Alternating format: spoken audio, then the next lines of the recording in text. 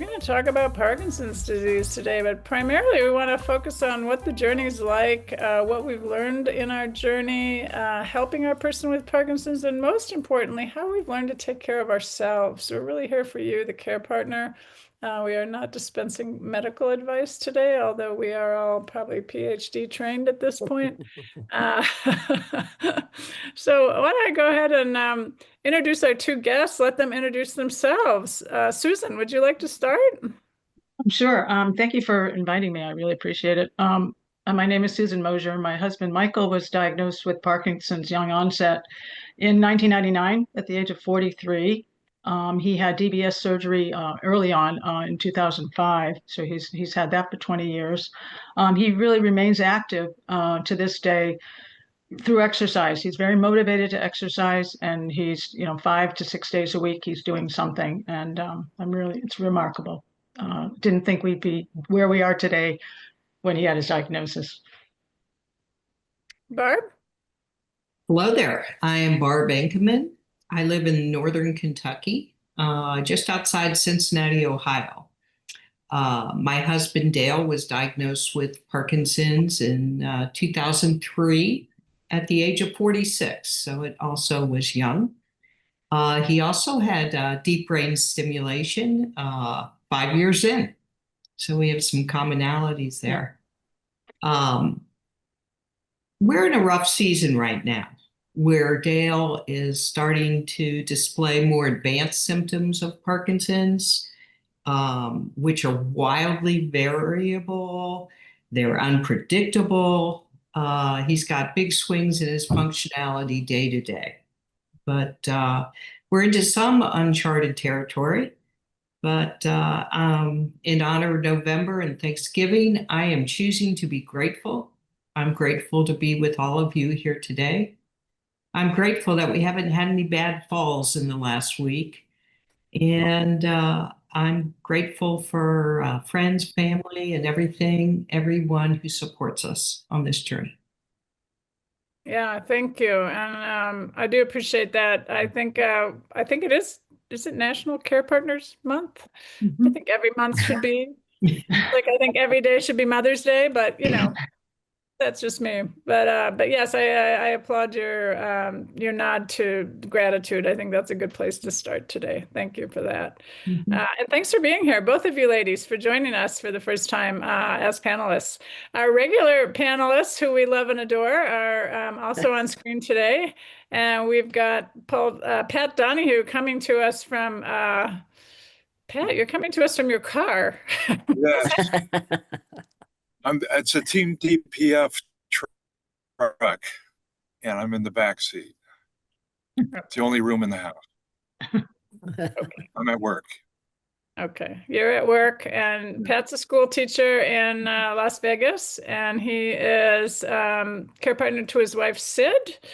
And as we discussed earlier, his years with Parkinson's now. What did you add up to? 19? That was pre-diagnosis as well as right.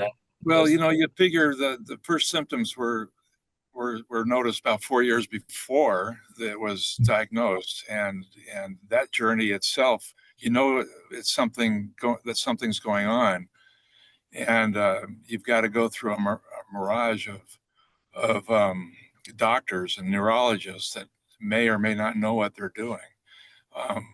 Not to say that they all don't, but the ones we were seeing didn't, but we got that diagnosis 4 years into it. Yeah, I am. Yeah, I'm sorry, I didn't want to interrupt, except to say that. It's been a while now. Yeah. Yeah. And I think that you also are you've had a rough couple of years, I would say, with SID symptom management, and it's I really like Barb's. I really like your comments, Barb, on gratitude. It is that time of year where we can sit back and be we can be grateful for what we have. And there's always something going on it could be worse. But yeah, it's been a tough couple of years. We've tried everything. we've gone through every bit of devices and so forth to help alleviate the symptoms. We know what's wrong. I don't really want to get, I don't know that you want me to get into that, but we know what's wrong with and what's causing her problems. And we've got a roadmap now to fix them correctly. And we're hoping that can be done in the next 6 months. We'll see. Well, we're supporting you in that journey. Thanks for being here, and thanks for taking time out from your school day to be with us. Well, thanks for the break. I appreciate you so much. Gail, last but not least, Yeah, I'm usually in the front of the line because I'm so tiny. Today you put me in the back of the line. I'm honored. Yeah, my husband passed away 5 years ago. It all began, he's a physician, and I complained to the neurologist about his feet shuffling and the drooling. No problem, no problem. It's not Parkinson's. My husband finally sat me down. He said, look, my handwriting is getting smaller. I know what's going on. I have Parkinson's. So he's self-diagnosed. I think his neurologist didn't want to face the fact, because they were friends, that he did have Parkinson's.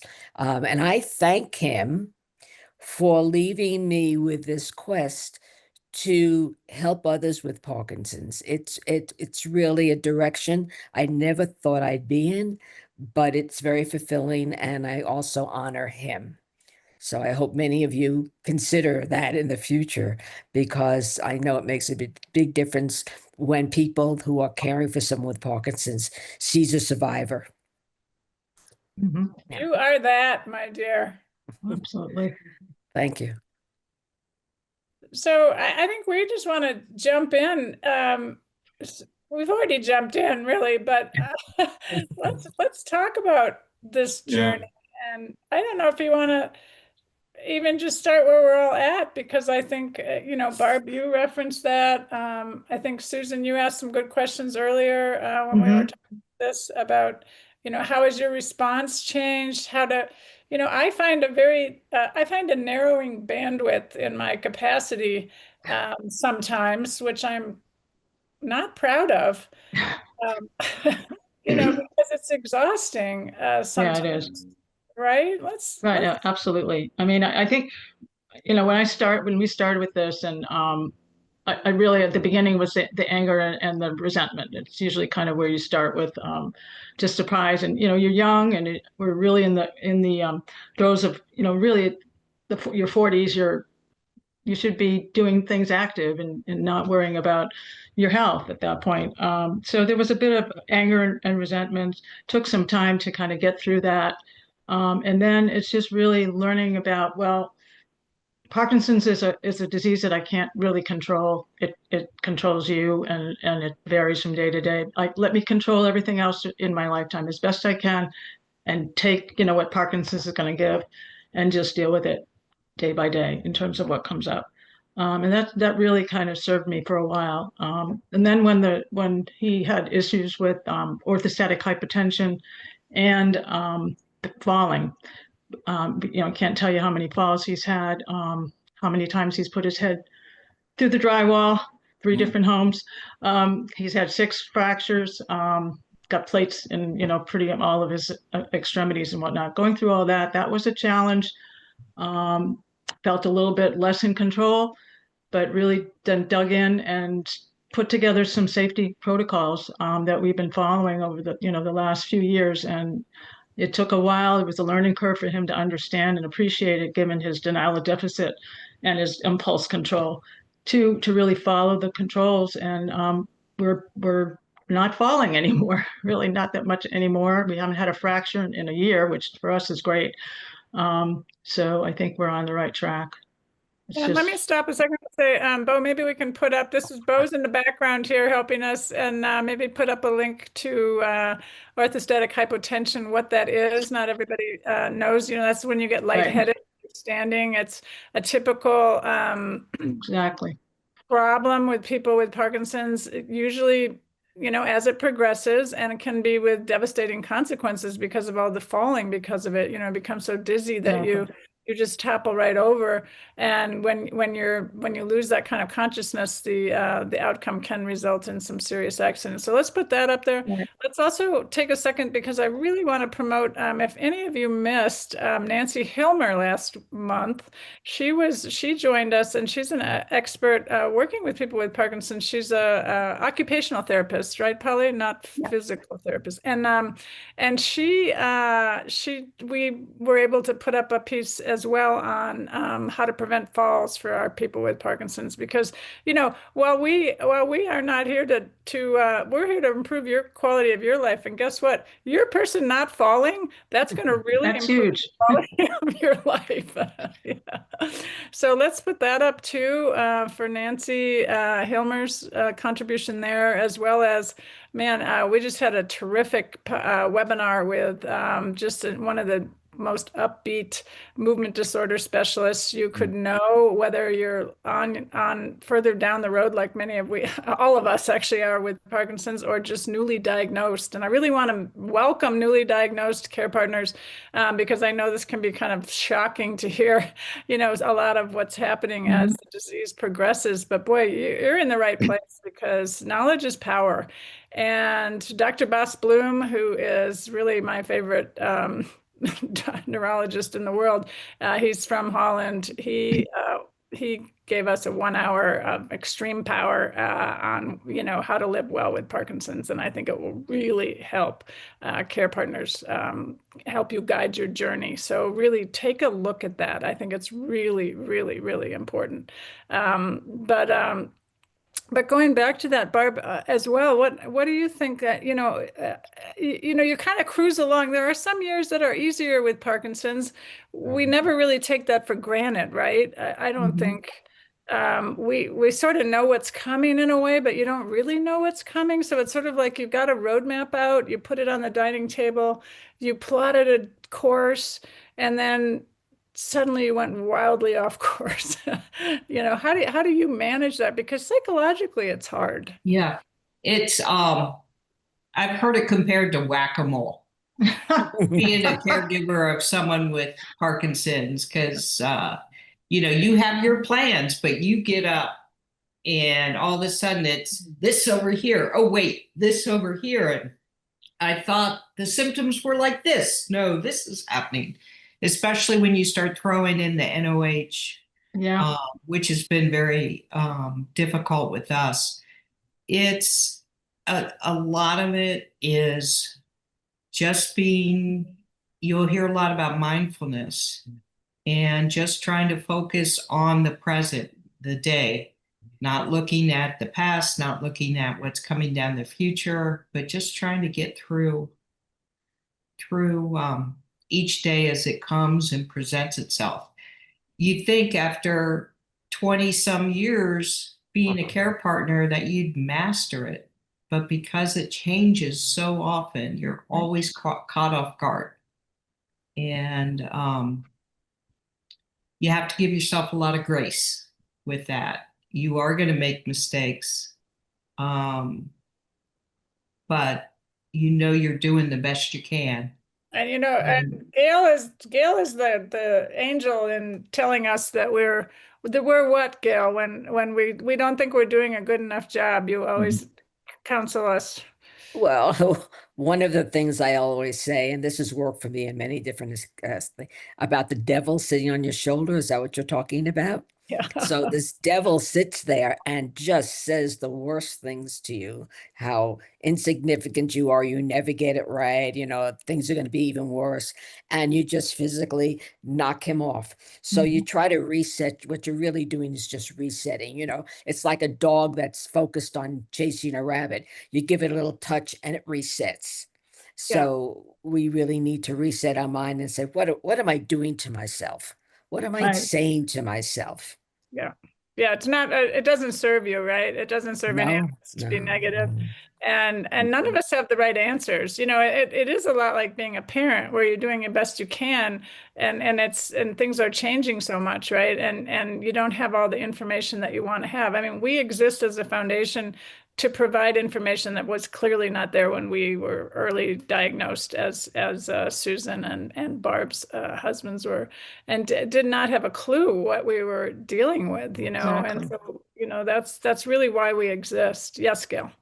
Connie, it's for me, it wasn't that I didn't have a clue. I didn't want to know because it was suggested I read a book. I think I got into the first chapter and I said, I can't read this.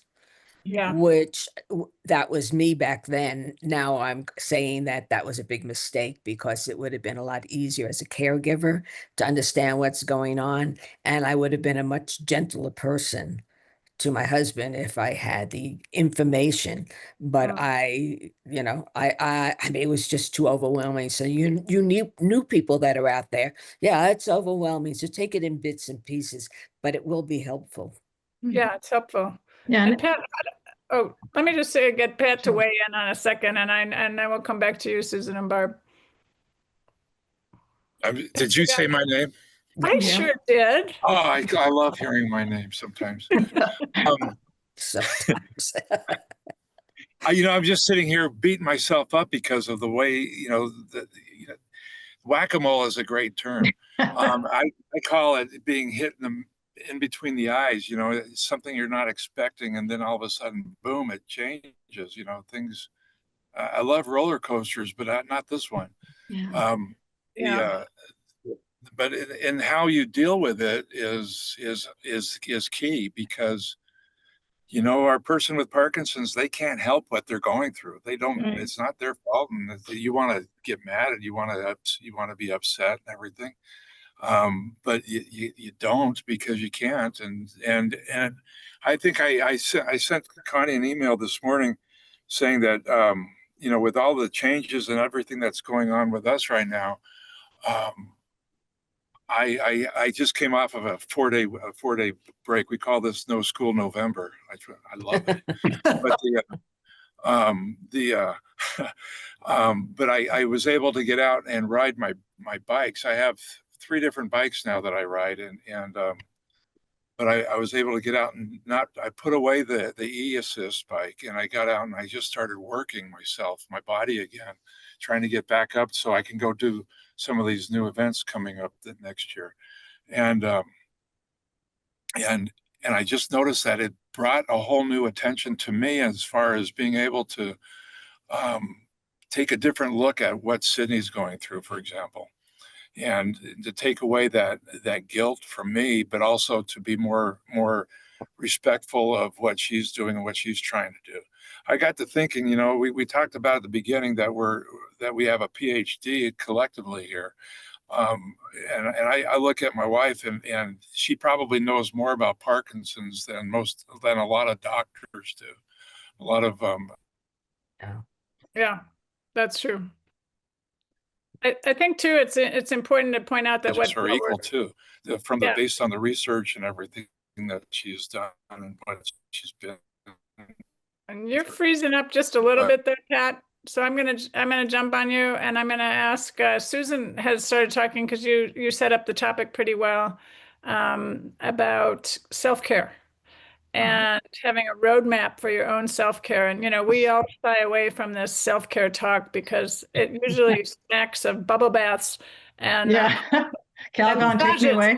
Yeah, which are fine sometime, but it's not really the thing that we really crave and need for the most part, right? So I think, Susan, you a bit about that, if you don't mind. Let's jump into that. No. I mean, I call it my care partner toolkit.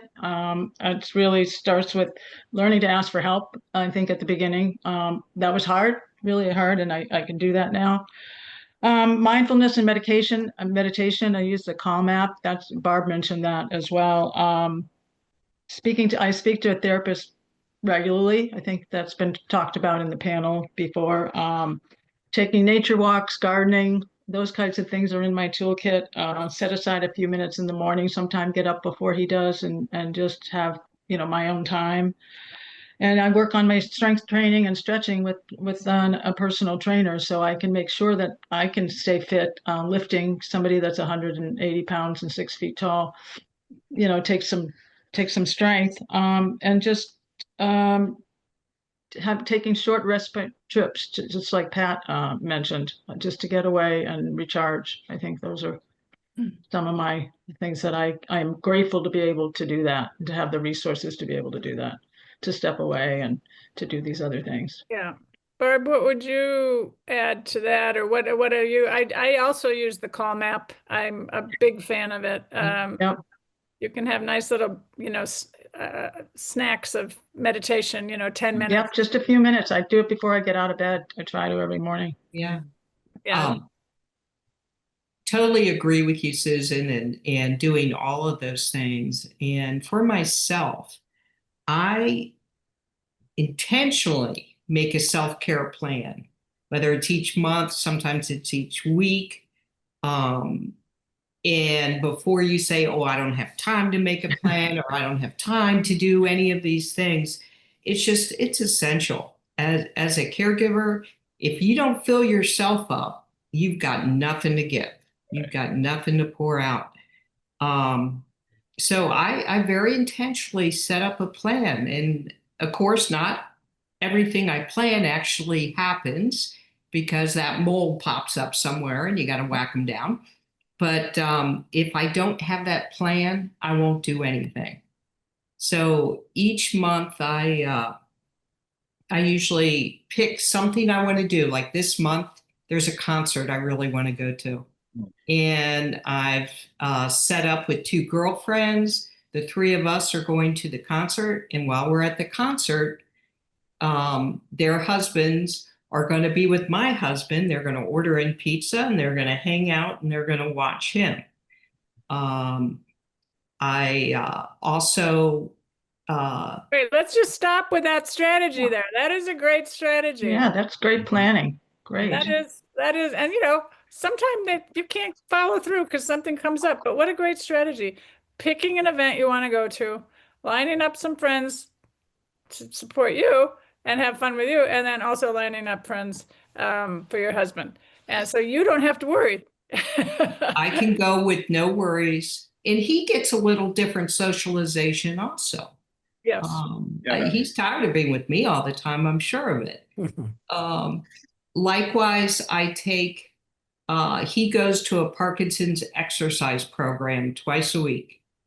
And it happens to be a 40-minute drive to get there and back.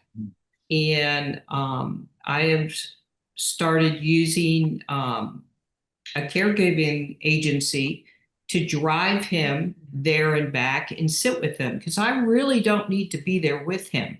I got to be at the doctor's appointments. I need to be at certain things. But I have them drive him twice a week. And at the same time, I schedule my strength training, which we need for ourselves and for them at the same time. Again, he's being watched, he's being taken care of, he's doing something useful, but I get to do something for myself as well. And this is very important too. Let me just also drill this point in, that this is also teaching your person with Parkinson's to accept help from other people. Yes. Because it can't always be you. And so, and not everybody can afford, I get it, to hire someone for that period of time. But you also have many friends, many of us that are older, especially retired friends, who are looking for purpose and meaning in their life. And what better meaning than to help out someone who needs help? You never know until you ask, and you have to try. And so I think that this is so important, and I've said it many times, but this is a really good lesson that you're giving us here. Thank you. Yeah, it is the willingness to help. I just started using an outside agency because we're getting the VA to take care of that for us. But I was using friends before that.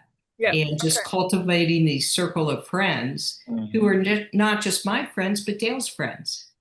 And they're thrilled to be able to do something. And remember, most of your friends don't understand the challenges, so you do need to do some coaching up, because your person might have played up, at a dinner. They see them once every few months, you need to coach them up on where where the holes are in the fabric that are caused by Parkinson's, right? Let me interrupt too, because I think, Polly, did you have something that you wanted to ask? Yeah, early on, yeah, two questions. Early on in the chat, Kathy asked the question, how do you carve out time for yourself when your person doesn't want you to leave? Has anybody come up with a great strategy for that? I have that issue going on a lot of times. I mean, if you remember my Hawaii trip, that was fun. But our neighborhood created the Sunshine for Sydney group, and tonight they're picking her up and taking her away and going to dinner. And I'm going, oh, that's awesome. I can not do anything. Or I could work in the yard. I could write indoors. I can do whatever. But yeah, it's I have that a lot. But we really enjoy doing things together. So we went and saw as a care partner. This planning was not the best, but we went and saw The Wizard of Oz at the Sphere here in Las Vegas a couple of weeks ago. It was really an experience. But if you've ever been there, the Sphere is very steep, and you have to climb up, and which is fine. But once we sat down, she says, "I need to go to the restroom." I'm going, "Great, timing is off here." And right when she stood up to go, and the program was about ready to get started, the empty seat next to her got filled up by a very large man, a very nice man, but very, very large, took up all the space, and there was no way she was getting out. And so those are things that you need to plan for. Go into an You can't. you go to the restroom before you go to the seat. I love Gail. I love Gail. She's just so honest. You can't. You got to hold it. Sorry. But I don't think we're not quite answering the question though, because the question is how do your person, you want to be with your person too, but not all the time. All right. So do you have an answer for that? Well, no, I don't know if it's an answer, but I went through that several years ago. My husband would say, I can stay by myself. And, with NOH and falling, no, you can't. I'm sorry. And so I really convinced him that it's equally important to me. I need it as much as you need it, because when I'm out, I'm so stressed out, wondering what you're doing. And I've got visions of things, you're on the floor and something's going on, that I need it. I need to be able to go out and not be stressed. And he understood it that way. And then he didn't, really give me any trouble. And I've had people for about 5 years now, doing that. Mm-hmm. I had a very similar experience with Dale, that this is something you can do for me. Because he will often say, "Oh, you do so much for me. I'm a burden on you." And I kind of turned it around. This is something you can do for me, is let these people help. And I think a lot of his reluctance at first was more his own pride. He didn't want other people to see him needing help. Yeah, exactly. And it was much easier for me to cover for him all the time. Yeah, that's fair. It's fair, right? Yeah, it's fair, but yeah. And so now he sees, oh, this is something I can do for her, and that usually works more than anything. Okay. And we've come around. I mean, I just came back from a respite for 5 days on Sunday, and it went fine. He had his people, that he has usually, they just covered for me. And when I came back, he said, you should do this more often. I'm just like, wow, we are making progress. Wonderful. Gail, you have something to add, and then Polly. Yeah, I mean, most people say I can't plan ahead. I can't do this. I can't do that, because we are overwhelmed. Watch out you don't convince yourself that it can't be done when it really can be done. I know it takes an effort, and it's more exhausting to even plan those things, but it can be done, and stop talking yourself out of it and making excuses like many of us make excuses. Oh, I can't go to the gym. I'm tired today. It's this, that, and the other thing. You know, you have time to plan in advance, and it will be worth it for sure. And once you get used to doing that, it's easier the next time, and easier yet the next time after that. And you'll realize that you are entitled to have this time for yourself, even if it does take some effort to arrange it. You're entitled to do that. So don't convince yourself that it can't be done. Yeah, and I would just add too that you need to have some confidence in your capacity to organize your time. You do own some of your time, you know. Mhm. You don't have to give it all. You don't have to be a martyr. You don't want to feel like a martyr, you know, at the end of the day. And so try to own some of that for yourself. And some of you are still working and going off to work, and then you're like, well, I really don't have time for myself because I'm working, and then I come home and I clearly don't have time. But still, you have to carve that time, or you know, you will burn out. It's not sustainable. So think of sustainability as you're creating a self-care plan, as you're creating calendars, and as you're looking for help. Think sustainability. How will I sustain this journey? Thinking too, especially those of you newly diagnosed, depending on the age of your person. One thing we know, most people diagnosed with Parkinson's will live with it for a very long time, you know, and so you need to start planning. Polly, you had a part two of that Well, question. so many different comments, and that I'm going to go to the next one. Bruce has just added a suggestion, Connie, that you've often said, which is to create a list of things, not in the moment, but not when you need it, but in the moment, of things you can delegate to other people. So when they finally ask, what can we do to help? You've got this list that you've created over time. Connie, you've used that approach, right? Yeah, well, I say too, like when you don't know what to ask for in terms of help, think about when a friend comes over and they're like, I'd love to help you. What can I do? And you go, oh, no, I'm okay. And then you look and all the dishes are in the sink. And, you know, it's not that much work to clean up someone else's kitchen. Your own, you get tired of. But you ask your friend, would you help me with the dishes? Would you help me tidy this up? Or would you, you know, and they're like, sure. Or can you help me go through the mail? You know, all those things that have just stacked up that are driving you nuts. Start with a little things. You're doing a grocery run. Let me know next time you go to the grocery store. I always need things, but it's an effort. It's a hassle, you know? So think about that. Think of the tiniest little things that would increase the quality of your life, and lean in, ask. The worst And they just can make do a is, list of those things when you think of them.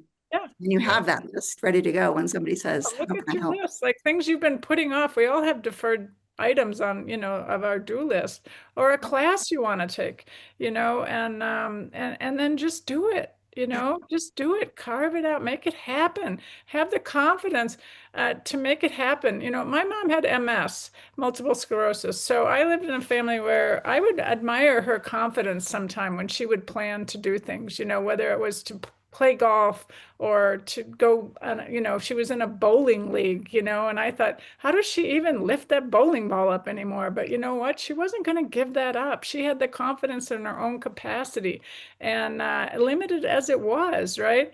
And so let your person have confidence as well, you know, but then also for yourself, you know, think in terms of confidence, and then that comes from structure and experience, you know, and I think it's really important. Polly, what else we got? So the other part to those questions, both Angie and somebody R. Scordish mentioned, they're dealing with feelings of guilt and also then fear for what the future holds. Can anybody speak to guilt, the feelings you're feeling, or fear of the future? And I Well, wonder, I also ask her just to add in, like, what do you feel guilty about? Like, Yeah. if you add in a few, like anybody can answer that question. Like, just put in, like, if you're feeling guilty, what specifically are you feeling guilty about? And then we'll kind of talk about it generally, but maybe there's some specific things that we can also help with, because it's, yeah. So Gail, you go, and some people can maybe add. yeah, when you feel guilty about the way you are reacting to certain things, um, go look at the life of your friends that are not dealing with this, and say to yourself, I'm dealing with a lot. I am dealing with a lot, and I'm only human. When I compare my life to what's going on with someone else, it's a lot. And the guilt is a gift that gives on giving. We tend to love self-doubt. And again, you got to knock that off your shoulder because it's, I hate to use the expression, it's bullshit. You're working so hard. You are working so hard, and nobody else can understand that. And if you compare yourself to some other women that don't have a spouse that's sick, you have nothing to feel guilty about. And you don't have anyone that you're going to have to answer to except yourself. And just be kind to yourself. Mhm. And I'm just reading Angie's response there in that she wrote to everyone, and you can take a look at that. But the concept of feeling guilty because of what the disease has wrought on your family, we kind of consider Parkinson's as an uninvited guest, right? Mhm. And when you're confronted with it, and Angie, I don't know how long you've been living with it, but it's not a guest you get used to, and it's not a guest that will leave when you ask. And so you have to carve time for yourself and be clear that you can really dislike this disease. I think it's really fair for both of you to dislike the disease. It has totally changed both of your lives. And I think that's where good mental health therapy comes in, if you're able to find someone that can listen to you, because your feelings are so fair, but your person with Parkinson's probably can't absorb it in the way that you need them to. And your friends don't really understand. And people are asking too, I see in there, about how to ask your friends and family for help, and particularly family. I find that I get more help from people that didn't know us that long Yeah, and from people exactly. who have a certain expectation of how we are and how well we're managing, and also it's another reason to become friends with other people who have Parkinson's in their life, because they understand, and you start to build community with those people, and we learn to help each other as well, not only how to navigate certain challenges, but as we're learning here from this peer group, but also how to potentially help you. I don't know if that helps, or if anybody wants to add to that, or Polly, you want to keep asking questions. I don't want to miss questions, but also we have expertise up here. There is another question, unless somebody has a comment on what Connie said. I guess I would say I try to make sure I tell myself that I'm doing the best that I can. I mean, I think it's a simple thing to say, but tell myself as often as I can. And also, when I've had some anger, and maybe express something in not in the kindest way I would have to my spouse, I basically look at him in the eye and remind him what I'm angry at is Parkinson's. I'm not angry at you, and it's not your fault. And I usually he understands that, Yes, and it's very important. it tends with it tends to take care of the guilt that I felt about maybe being a little crass with what I said or something like that. Yeah.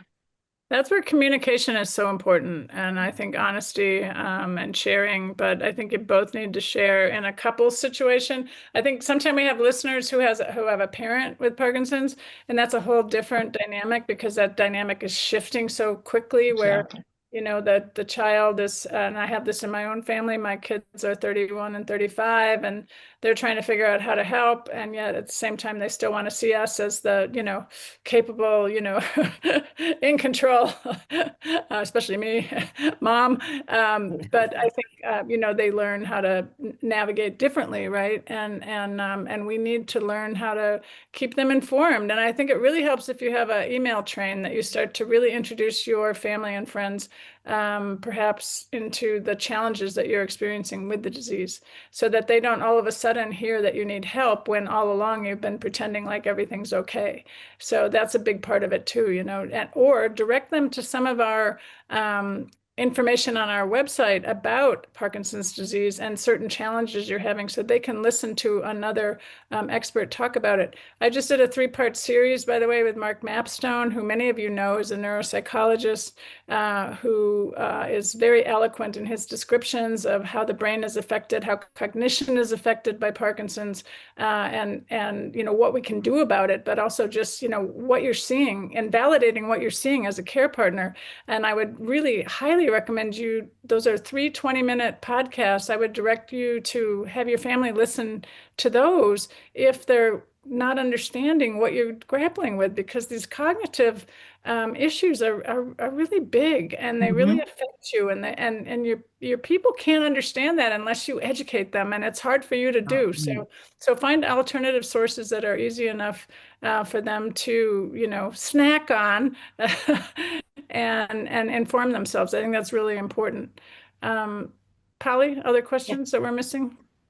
Prem asked the question that you're getting at, Connie, and I'm reminded of our conversation with Judy Long in June, and he's A chaplain.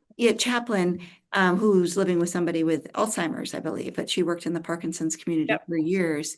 Prem says, how can I reach out to family and friends to initiate asking for help without them saying, how can I help? Or how do you initiate that conversation? Again, I think it goes to, she did talk, Judy did talk about sending out an email to her. They had moved from San Francisco. Now, this is a hard thing too, and some of you may be considering this, like where should I be living right now as my need for help gets bigger, and maybe your family is somewhere else. In this case, Judy's family was in Wisconsin, and they'd been living for years. She was a chaplain at the University of San Francisco. And so they moved to Wisconsin. And so she had to figure, people didn't just flock to them and say, oh, you're here, let me help. She had to start informing them. And it hasn't been easy for her. But she did find that, people were starting to show up, and you have to allow them in, right? And your person has to allow them in.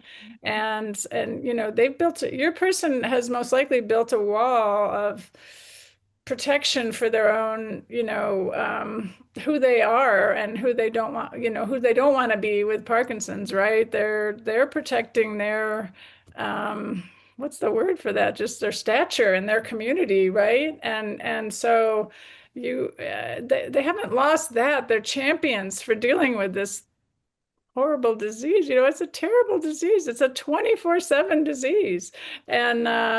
And it's, it's really challenging, but you probably haven't told people that, have you? So, we just need to inform people that it is a disease that, we're coping with minute to minute sometime, right? And I don't mean to paint such a terrible picture, but, for some people it is, right? We've got to be realistic. Has anybody used a paid caregiver? Yeah. So question for you, Dennis has mentioned that he started to use a paid caregiver, and the initiative is highly variable. He says, what should I expect from them? What should you expect from a paid caregiver?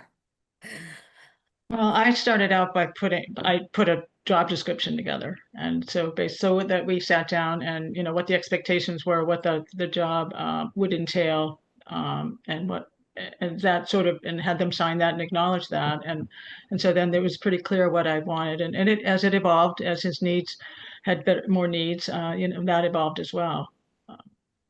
So I've really been very fortunate. I've gotten caregivers my own, not through an agency, one through an agency, but others. And I've really had good success with them. And I've got some that have been with me for 5 years now, and they are really dedicated to us, and they prioritize their other jobs, that if I ever need extra hours, they're in it for the long haul with us. So that's comforting to know. I use both paid caregivers and agencies. The agencies were problematic because we didn't know who's going to show up from week to week. And one time my husband said to me, I don't want to be left in the hands of an 18-year-old. He didn't want that. So what we do here in Boulder is we have certain names of people that have been great caregivers. To have the same individual week after week is just a blessing. Mhm. So send out notices to your other friends of people who have Parkinson's or anyone, because someone who's not needing a caregiver doesn't mean that their aunt, their mother, their somebody had a really good caregiver. And find out the names, check out different agencies. The companies, they have to send someone, so they just find kids that are on spring break or things like that. And that's even though they've had some sort of training, you just, you're not happy. And then every week somebody else shows up. So that's not good. Put the word out to everyone, even if they don't have a loved one that's ill, because someone might know someone who had a great caregiver, and start early. Yes, I've shared mine with the people in Michael's Parkinson's exercise class. Yeah. We share Mhm. them. So Yeah. Yeah. Yeah, I think I think that's why community is so important. So dig into, if you haven't done that, if you're listening here and this is your soul community, we're not enough for you. You need to find, resources locally. People like Pat Donahoo and Gail, and I'm not sure, Susan and Barb, how active you are in your communities, but it's so important to find, groups of people that are willing to take you under their wing and share these kind of resources with you, because this is a journey you need a team for, and we talk about that a lot. Polly, what else are we missing on the question front? We don't have any outstanding questions right now. Okay. All right, and We have time for one. Go ahead. yes, Barb and then Gail. Okay. I just want to add on to what you were saying there, Connie. We talked about our person with Parkinson's maybe having pride, maybe having a little status they don't want people to see. You got to get rid of your own also. You don't have to have a perfect house to have someone come over and be with your husband while you go out. You have to get over yourself that you're not Superwoman. And when you're needing help, particularly from friends or family, you just got to be vulnerable and say, I can't do it. This is killing me. I need help. And let your own take your own mask off. Yeah, perfect. Perfect. Uh, Gail? I don't know how many of us are aware of what the person with Parkinson's feels on the inside, because a friend of mine telling me, she says, my interior seems to be jumping all the time.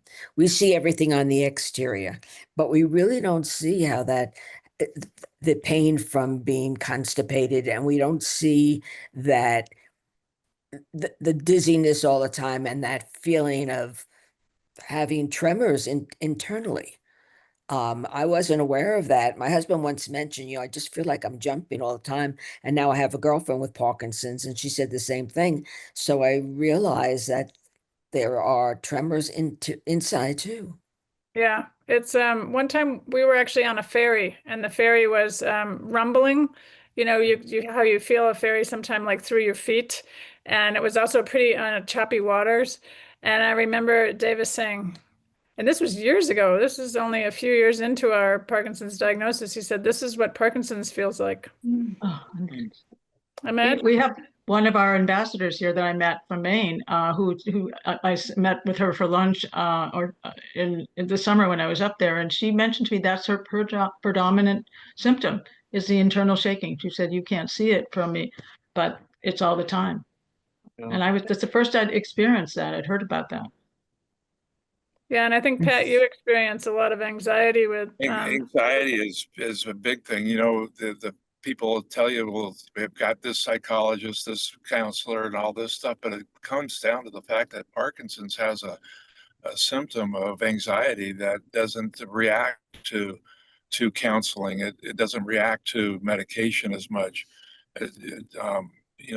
Medication, you're on and off periods probably help or hurt, but with our case, it's anxiety has been the biggest issue. And, her DBS is able to control some of her anxiety. If she doesn't want to walk, if she wants to walk, the anxiety program, the program for walking it brings on the anxiety, in fact. So there's lots of different ways of dealing with all of that and everything. We're going to get that fixed, but yeah. Well, and again, for people, symptoms that's hidden that people don't know about. Yeah. A lot of people asking about cognition in the chat, and really listen to Mark Mapstone, listen to the way he also guided us through what an office visit looks like for a person with Parkinson's, getting an assessment, for a neuropsych assessment, which quite often you have to fight for. Your movement disorder doc may say, oh, you don't need that. Our neuropsych, Dr. Mark Mapstone, would disagree with that. I would disagree with that. I think you want a baseline. You want to know how things are going. You want to see if there's some medications available. You want to see if the medications you're taking, for example, if you take Benadryl affects cognition. And so they will ask you all those questions and help. Sometimes there's some very simple solutions to improving cognition, but face it, people with Parkinson's do not sleep well. And if you didn't sleep well, if you slept the way they slept every night, you'd have cognitive problems too. And so, they're exhausted. They have the internal stress going on. They have the anxiety. They've got the tremors. They're taking medication all day long, and they're not sleeping at night. And, part of why the medications don't work that well is because the gut isn't functioning properly. I mean, it's so complex. The whole universe of the body is troubled and misfiring because of Parkinson's. And so we need to understand that as care partners, and that helps our empathy, but it also makes our job so much more difficult. Yeah. I wanted to ask people rapid fire, just like one tip. We have 4 minutes left, so you each get like 30 seconds to maybe think of like one tip you'd fire out there to the crowd. So just go. Who's ready? Manage your own Parkinson's and forget about everyone else's. Their symptoms. They're not your symptoms. It's not your journey. Okay. Gail? Join a caregiving group. Perfect. I was going to say community. That's important. Yeah. Yeah. Barb? I second the community, but also the communication with your partner. And we schedule time for ourselves, but we also need special time with them when it's not all about caregiving. Exercise. I'm going to say exercise. Get out there and move. Get out there and move on your own. Move with your person sometime, not all the time, but also take time for yourself to just get out there and process and exercise. Polly, what do you got? Anything? I would have said exercise as well. Of course. I know you. But yeah, I think, honestly, you are all asking good questions, and you're doing what you're meant to do in the chat as well, which is you're supporting each other. And so if you're not part of a community, you can see how valid that is and valuable for you when you have people coming back at you with suggestions or even just compliments for how well you're doing and with some of your solutions, right? And so this is what's important. No matter where you are in your journey, if you're 1 year in, if you're 5 years in, or if you're 25 years in, there is a community out there for you. And they're not you're not going to find, I think the common misconception is that people in these groups are just complaining. That's not true. They're constructing. Constructing. Gail. Connie, you said something. You're always criticizing yourself, and you're always, your mind is going 1,000 miles an hour, and a lot of it is just not good words. After my husband died, I cannot tell you how many people came to me to tell me what an amazing job I did. And I looked at them and I said, I did? You noticed?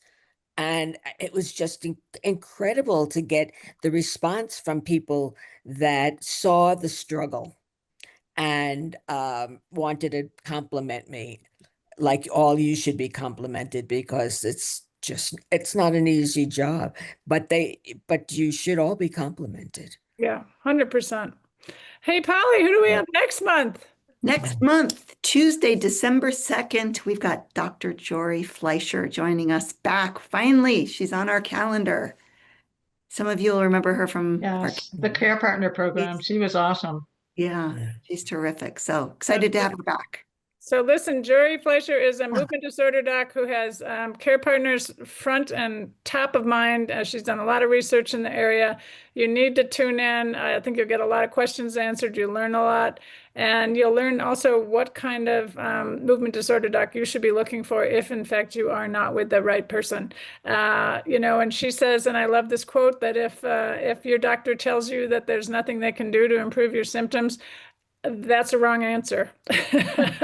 And it's time to shop around. So we'll talk about that. That's next month, December. This is National Care Partner Month. This is a good time to go out and find help for yourself and to just look after yourself. All right. I want you to be safe out there and be grateful for what you have and for who's in your community right now as you celebrate Thanksgiving. We're really thankful for you. Thank you so much, Susan and Barb, for joining us. Thank you. Thank you. Thank you. And Gail and Pat, as always.